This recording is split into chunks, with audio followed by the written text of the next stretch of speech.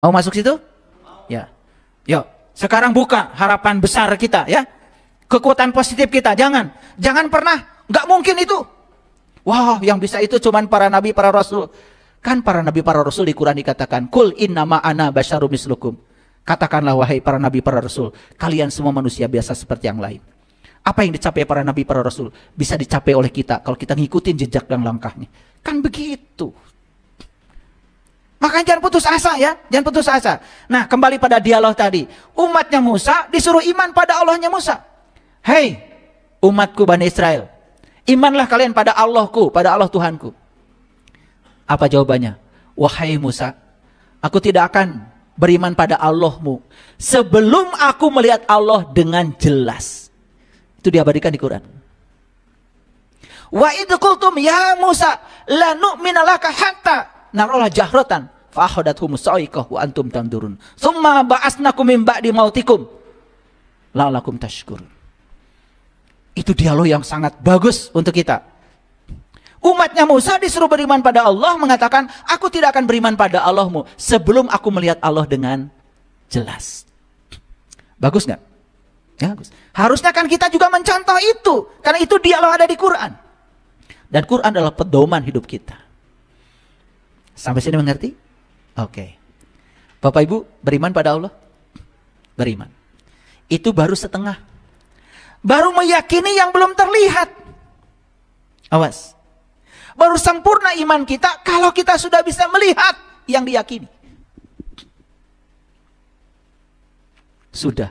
Begitu sampai di situ, iman kita sudah sampai di iman isbatul yakin.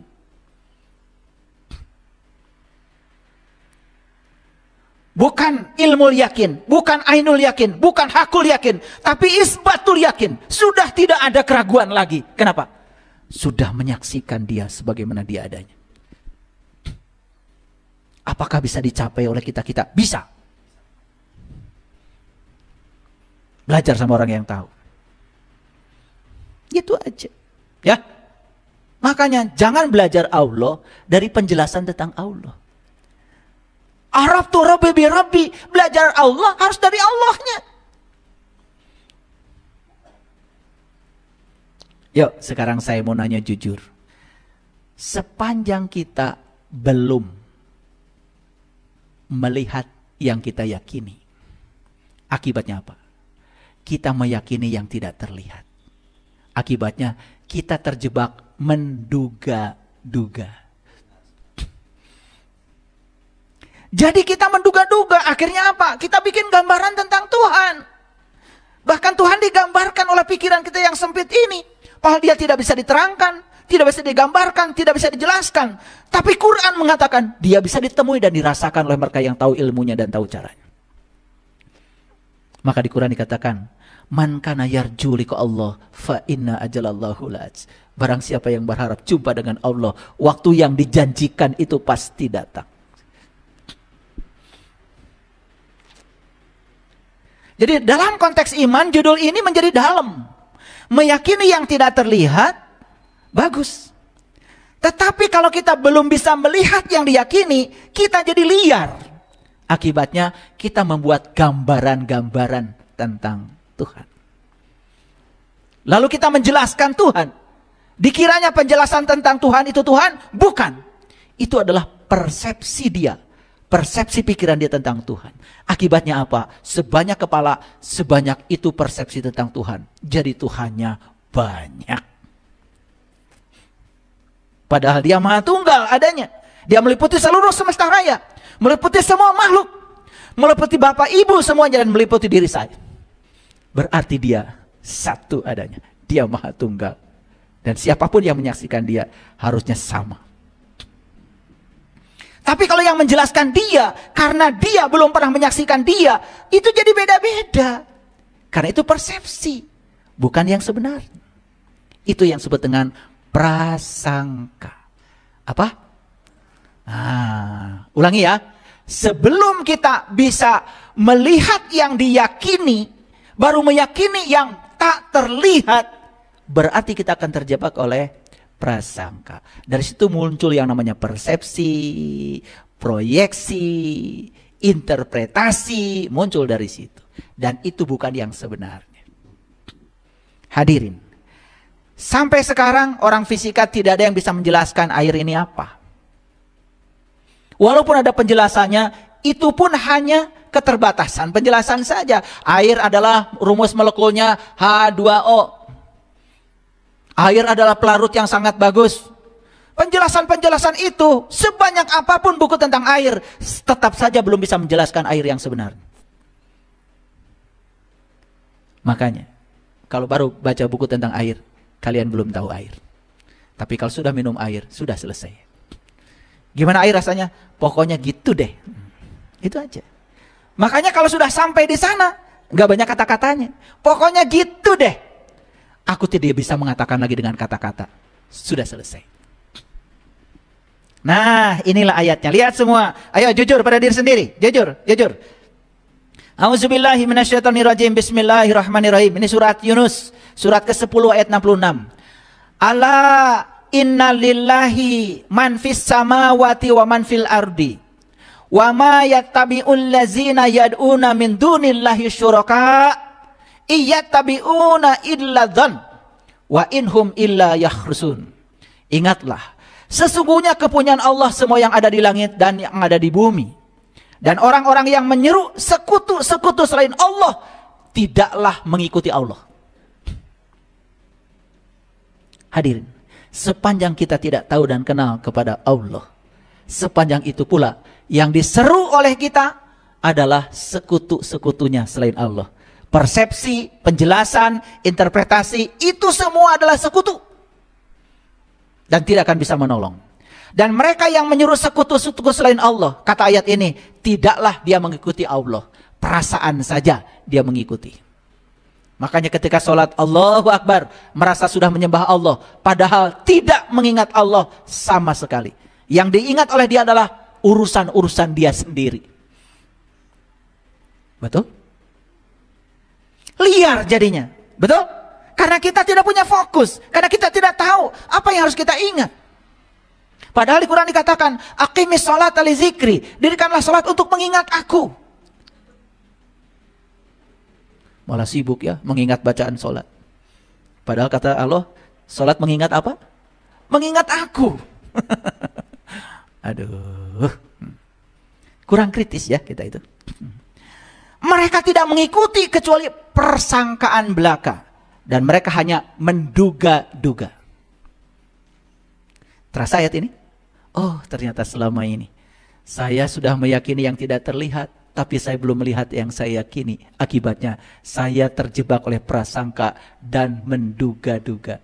Duh, ya Allah, bimbinglah aku supaya aku bisa dapat petunjuk ke jalan syirat-Mu ya Allah, agar aku bisa bebas dari segala prasangka dan duga-menduga. Di ayat lain, surat An-Najm, surat ke-53 ayat 28. Wa ma lahum bihi min ilmin iyattabi'una illa dzan wa inna dzan la yugni minal haqqi syai'a. Dan mereka tidak mempunyai suatu pengetahuan tentang itu. Tidak punya pengetahuan tentang itu. Tentang yang diyakini itu enggak punya pengetahuan sama sekali. Karena apa? Dia belum melihat yang diyakini. Tetapi dia meyakini yang tidak terlihat. Maka kata ayat ini, mereka tidak lain hanyalah mengikuti persangkaan. Sedangkan sesungguhnya persangkaan itu tidak berfaedah sedikit pun terhadap kebenaran. Diperkuat lagi di ayat lain. Di Quran surat Al-An'am, surat ke-6 ayat 116. Wa in tuti' aktsara man fil ardi yudilluka an sabilillah. Di sini dikatakan aksaro. Aksaro itu kasiro. Kasiro itu kebanyakan. Dan jika kamu mengikuti kebanyakan orang di muka bumi ini, niscaya mereka akan menyesatkan kamu dari jalan Allah. Jadi, yang menyesatkan dari jalan Allah itu bukan yang sedikit kalau kata Quran. Yang kebanyakan.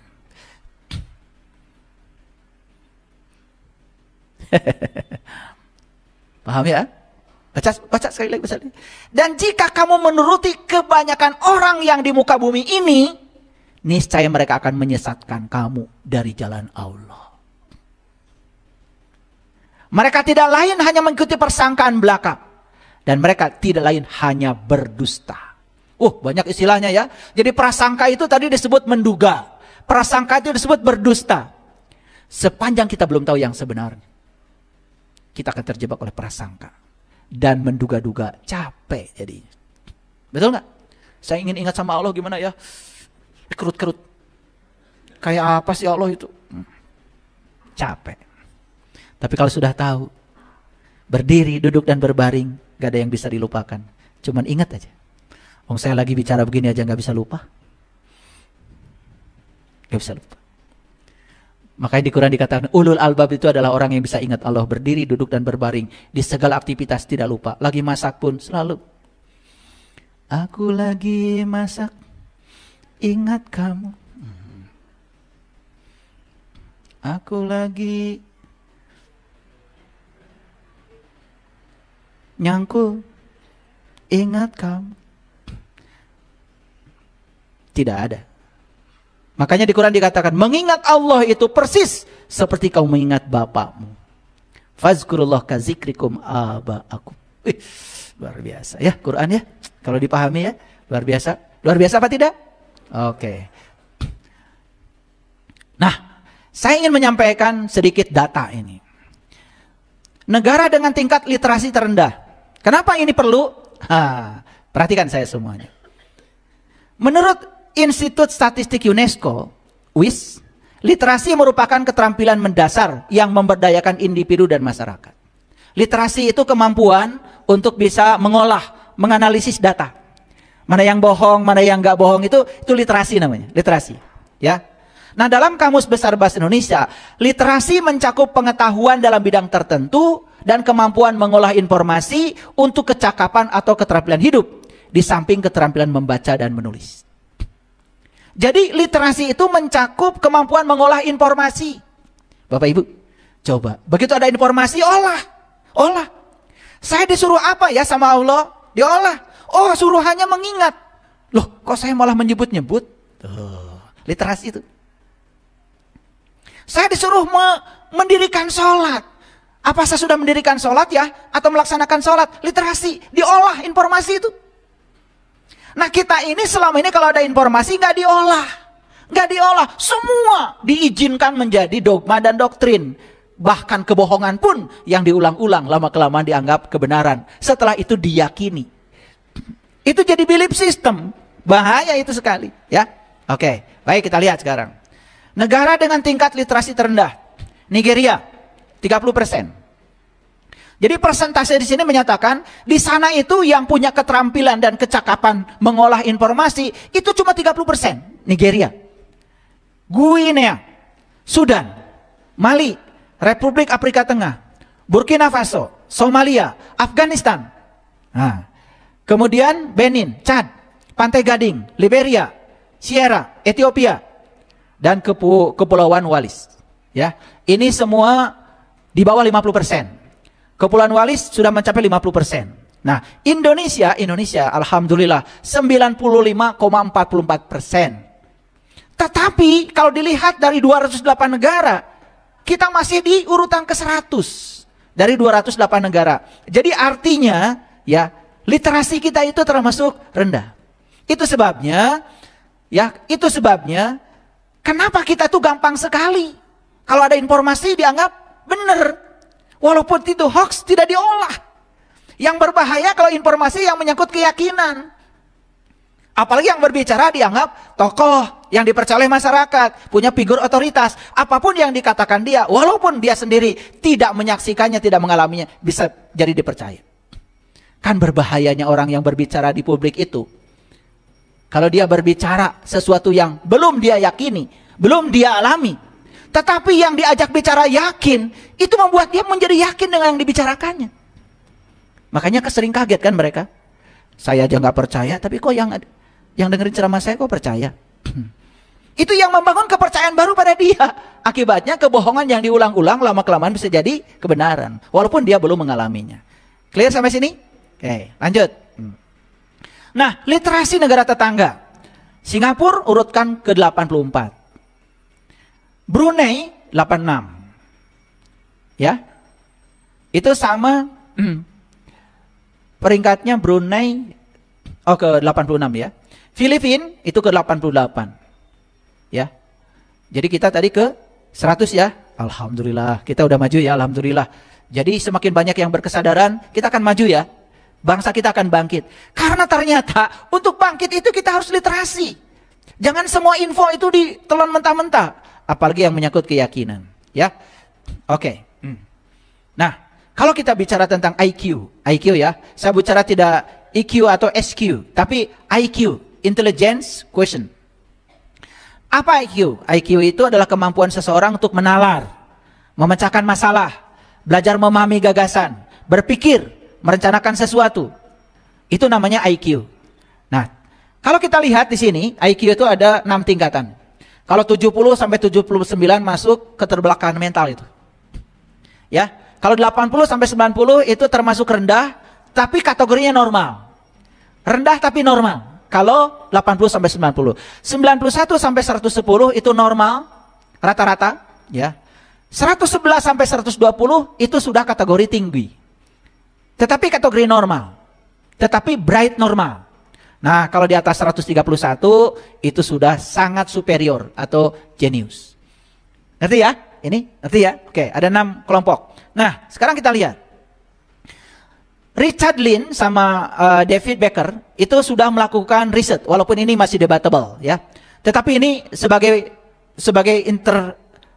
introspeksi diri aja. Ini risetnya tahun 2019. Beliau meriset di 120 negara di dunia. Nah, ternyata dari hasil riset itu didapatkan ya, 10 negara rata-rata IQ tertinggi di dunia. Ya, Jepang nomor 1. Rata-rata 106,48. Ini rata-rata. Berarti kan ada yang pintar banget di sana ya. Rata-rata ini rata-rata. Dan tidak mungkin ada yang di bawah ini kan? Gitu. Kalau menurut ukuran tadi 106 itu berarti di kelompok mana tuh? Di sini kan? Normal, ya rata-rata. Tingkat IQ-nya di 91 sampai 110 kan? Oke. Ini rata-rata ya, rata-rata. Nah, kemudian Taiwan. Nomor 2, Singapura nomor 3. Luar biasa ya, Singapura. Ya, Hong Kong nomor 4. Cina nomor 5, Korea nomor 6, Belarusia nomor 7, Finlandia nomor 8. Ini sudah saya jelaskan ya, negara paling bahagia di dunia. Ya. Tidak pernah bicara agama, tidak bicara Tuhan, tapi mereka bahagia, ya. Finlandia, ya. Udah saya jelaskan di kajian sebelumnya, ya. Kemudian nomor 9, Liechtenstein, ya. Kemudian nomor 10 dan nomor 10 ada 2 negara sama nilainya, yaitu Jerman dan Belanda. Jerman dan Belanda nomor 10 ya. Indonesia di mana? Nah, Indonesia perangkatnya di nomor 129. Ya. Dengan skor 78,49. Ini rata-rata ya. Di Indonesia banyak yang pintar. Banyak ya. Ini rata-rata. Nah, negara yang IQ-nya rendah itu ada Nepal, Liberia, Sierra, Guatemala, ya. Ya. Kemudian ada Cape Verde, Gambia, Nicaragua, Guinea, Pantai Gading, Ghana, dan Sudan Selatan. Ya, ya saya tidak mau menjelaskan negara ini penduduknya apa, keyakinannya apa, saya tidak menjelaskan itu pokoknya. Terus apa hubungannya IQ dengan literasi? Nah, jadi karena rendah, maka daya kritis dalam berpikir menjadi rendah. Jadi ada kaitannya dengan riset yang saya sampaikan di kajian sebelumnya. Kenapa kita menjadi sangat mudah terkena hoax? Kenapa? Pertama karena rata-rata IQ-nya rendah. Yang kedua, literasinya juga rendah. Jadi kemampuan bernalar kurang. Akibatnya tidak berpikir kritis. Akibatnya apa? Apapun yang disampaikan orang dianggap kebenaran. Itu masalahnya. Itu poin yang saya mau sampaikan. Ya. Nah, jadi kita kembali lagi kepada judul yang semula tadi. Apa judulnya? Meyakini yang tidak terlihat akan melihat yang diyakini. Saya bagi dalam 2 konteks. Dalam konteks keseharian, keyakinan yang saya maksud adalah belief system yang dibangun oleh lingkungan. Tapi dalam konteks keimanan, tentu saja kita tidak cukup hanya meyakini yang tidak terlihat. Kita harus bisa melihat yang diyakini. Supaya syahadat kita mantap, bukan sekedar ucapan. Kalau kita sudah sampai di titik itu, insya Allah, itu yang akan mengubah semua tatanan kehidupan kita. Sehingga orang yang di kesadaran ini Melihat semua kehidupan itu menjadi netral. Tidak terjebak baik, buruk, benar, salah. Netral saja. Netral saja. Nah, ketika di titik itu kita bisa netral, kita lebih mudah menerima semua kenyataan hidup apa adanya. Sehingga kita tidak memilih dan memilah lagi. Apapun yang terjadi, tangkap pesannya. Karena semua yang terjadi pasti membawa pesan. Itu yang akan membawa kita memasuki dimensi baru kehidupan. Di mana kita akan selalu merasa bahagia setiap ruang dan waktu. Hadir di sini, saat ini, sekarang. Tidak ada baik buruk, tidak ada benar salah. Emosi kita mulai stabil, kita tidak menyerang orang lagi. Itu keren. Saya sangat berharap kajian-kajian yang saya sampaikan ini membangun kesadaran baru bagi semua warga dunia ini. Karena bagi saya bukan sekedar memikirkan satu kelompok tertentu. Saya berpikir bagaimana dunia ini dihuni oleh orang-orang yang berkesadaran. Sehingga dunia ini menjadi tempat yang nyaman buat kita wariskan pada anak cucu kita. Karena dunia hari ini bukan warisan buat kita, tapi dunia hari ini adalah titipan buat anak cucu kita. Yuk kita sekarang bawalah keluarga kita untuk belajar kesadaran. Jangan seperti robot biologis yang hanya menjalankan ritual-ritual agama, hanya sebatas ritual yang rutin, tapi tidak pernah dimengerti. Tingkatkan literasi kita, kemampuan menganalisis informasi, tingkatkan itu ya. Tetapi saya punya keyakinan